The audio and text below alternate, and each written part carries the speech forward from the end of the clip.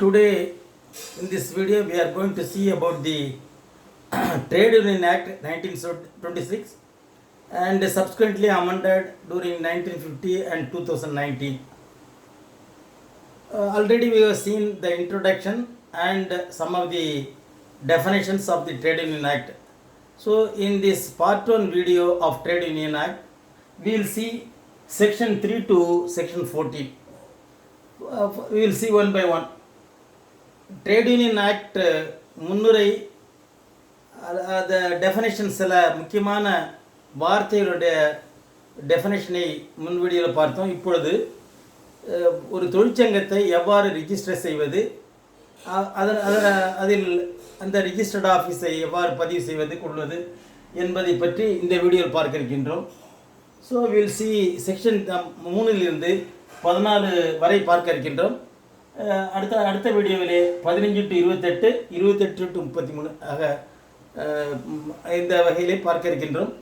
இப்பொழுது செக்ஷன் 3 என்பது the appointment of registrars, that is அதாவது பதிவாளரை எவ்வாறு தேர்ந்தெடுப்பது. the appropriate government will appoint the registrar. The appropriate government may be state government or central government. If the object of the trade union is concerned with more than one state, then the appropriate government is central government, and the object of the trade union is concerned with only one state, then the appropriate government is state government. So the appropriate government will appoint the registrar to look after the entire registration of trade union and activities of trade union. Then mode of registration, how to register the trade union. Any union, any association should be registered, and if it is registered, it has its own merit. So according to section 4 of Trade Union Act, 7 members, minimum 7 members are required to register the trade union, and subscription of the names of the members are already. Subscription means the consent signature of the persons who wanted to start the trade union. Their consent for having consented, the signature is also required. That is called subscribing their names. That is totally minimum 7 members are required to start the union, and the subscribing their name is also required. Subscribing the name means the signature of the members who wanted to start the union for having consented to start the union. Then application of register, the name, occupation, address of the headquarters. So in the application of register, the consent proforma is there. In that proforma, all the details are to be filled up, and in that the name of the trade union which is proposed, and the occupation of the trade union activity, and the members of the trade union, and address of headquarters.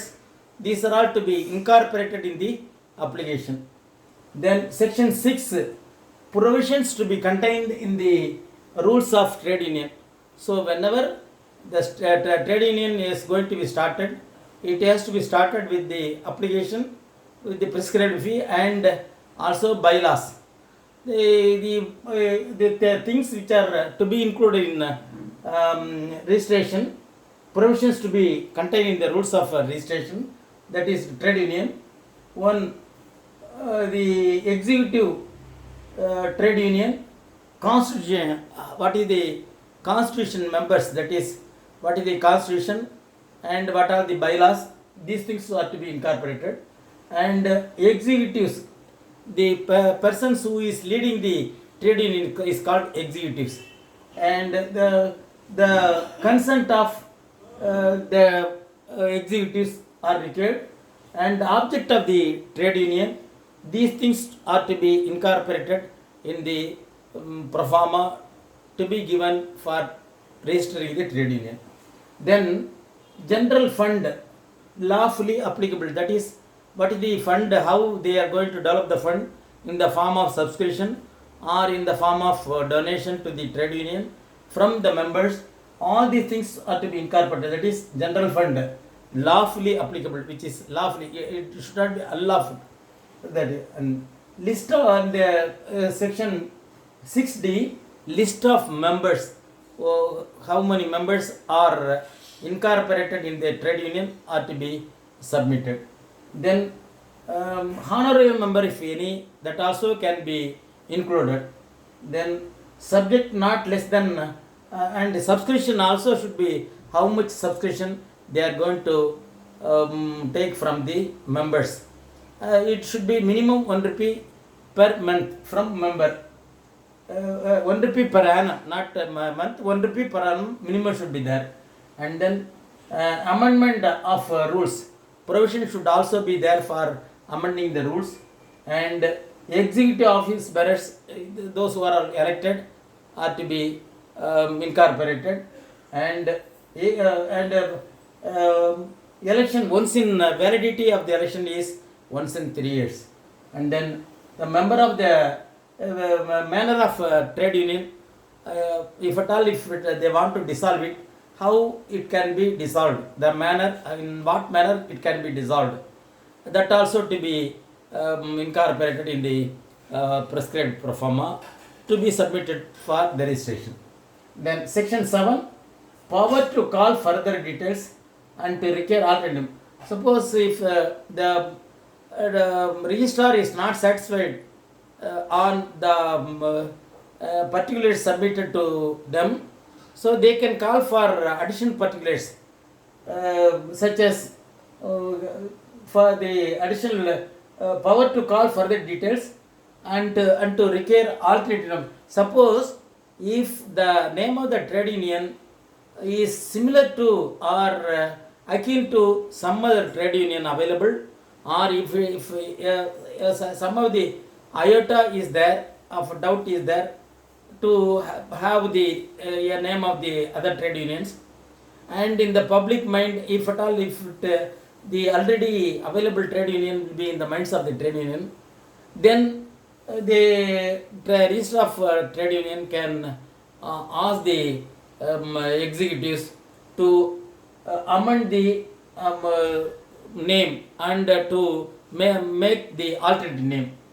So next section 8, registration and complying all requirements. So if the pro forma submitted and the requirements submitted are complied in all forms, in all particulars, then the registration can be given. That is under section 8. Section 9, certificate of registration. For having registered with registrar, certificate of registration will be given. That is called, that is under section 9. Certificate issue for complying all the requirements. Then section 9A, that is the minimum requirement of membership of trade union.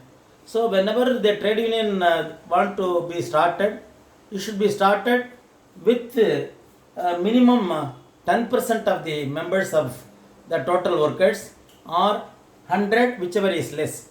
So if at all, if it is 1000 members are there, 10% means 100%, or if it is 2000, it is 200, 10%, or minimum 10, whichever the minimum requirement is minimum 10% or 100. So 100, minimum 100 is required. Even if 150 required or 200 required, at least minimum 200 is required, or if it is less than that, it is 10% of the total employees.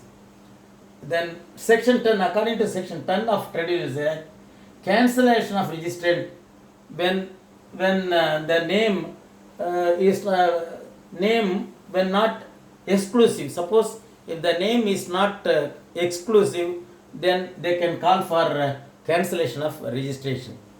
Then section 11, appeals, reason to be recorded in right. Suppose if after applying for registration, if the authorities are denying the registration, then it can be denied on certain grounds, or if it is not under with the reasons, it has to be stated. The denial should be stated with the reasons. And if the executives are not satisfied with the denial, they can go for appeal. Suppose if the registered office is situated in some other area not connected with the High Court, then the jurisdiction of the labor court of that area is applicable. Suppose if they are not satisfied with the ruling of the court, they can go for appeal to the High Court. Then so a reason to be stated in writing for the denial of the registration. Then section 12, registered office. The trade union should have a registered office, and that should be mentioned in the application for the registration. Then incorporation of registered trade union. That is, whenever the trade union is incorporated, it should have, it has, the union has certain special powers. So it can establish its trade union, or it can function the trade union under common seal. And the perpetual, it is whenever the trade union is registered and the registered number is given, it is perpetual, and it can have common seal, and they can acquire property also in its name. So and it can sue and can be sued. So these are all the special characters of whenever incorporation is there, they have special quality. That is the common seal, perpetual, and then acquire property in its own name, in the name of the trade union. Then section 14 clearly states what are some of the act are not applicable to trade union. They are Societies Registration Act 1860, Cooperative Act 1912, and Companies Act 1950. These are all not applicable to the Trade Union Act. So தமிழே அப்போ ரிஜிஸ்டரை appoint செய்வது, அடுத்ததாக 7 members சேர்ந்து ஆரம்பிக்கப்பட வேண்டும். அடுத்ததாக registration அப்ளிகேஷனில் அந்த executive committee members அவருடைய பெயர்கள், அட்ரஸ், அவர்கள் செய்கின்ற ஆக்குபேஷன், அவைகளெல்லாம் குறிப்பிடப்பட வேண்டும். அடுத்ததாக ஒரு ட்ரேட் யூனியன் ஆரம்பிக்கும் பொழுது அந்த list of members, honorary members, then எலெக்ஷனுடைய வேலிடிட்டி 3 years, இவைகளெல்லாம் குறிப்பிட்டு பைலா பெற்றிருக்க வேண்டும். அடுத்ததாக ஏதேனும் மேலும் ஏதாவது வேண்டுமானால் அந்த அதாவது எக்ஸிக்யூட்டிவிடம் ட்ரேட் யூனியன் கேட்கலாம். தென் ரிஜிஸ்ட்ரேஷன் செய்யப்பட வேண்டும். அடுத்ததாக சர்டிஃபிகேட் ஆஃப் ரெஜிஸ்ட்ரேஷன் கொடுக்கப்பட வேண்டும். ரிஜிஸ்ட்ரேஷன் செய்ததற்கு அத்தாட்சி சர்டிஃபிகேட் கொடுக்கப்பட வேண்டும். அப்பீல் திருப்தி அடையவில்லை என்றால் அது எந்த காரணத்திற்காக ரிஜிஸ்ட்ரேஷன் வழங்கப்படவில்லை என்ற காரணத்தை தெரிவிக்க வேண்டும். அவ்வாறு மறுபடியும் அவர்கள் கோர்ட்டிலே சென்று அந்த கேன்சல் செய்யலாம் அவர்கள், அல்லது மறுபடியும் இந்த ரெஜிஸ்ட்ரேஷன் சர்டிஃபிகேட்டை கொடுக்கலாம். தென் ரிஜிஸ்டர்ட் ட்ரேட் யூனியனுக்கு சில ஸ்பெஷல் அந்தஸ்து இருக்கின்றது. அதாவது காமன் சீல் இருக்கின்றது, அதனுடைய பெர்பெச்சுவல்னா எப்பொழுதும் இருக்கக்கூடியது. அடுத்ததாக அவர்கள் தேவைப்படின் அவர்கள் பெயர்லேயே சுற்றுவாங்களாம். இவ்வாறாக அடுத்ததாக 14 சில ஆக்டு இந்த ட்ரேட் யூனியனுக்கு பொருந்தாது. அவைகள் society act, cooperative act, and then company act, இவைகளெல்லாம் இந்த ட்ரேட் யூனியன் ஆக்டுக்கு பொருந்தாது. So with this we conclude this video.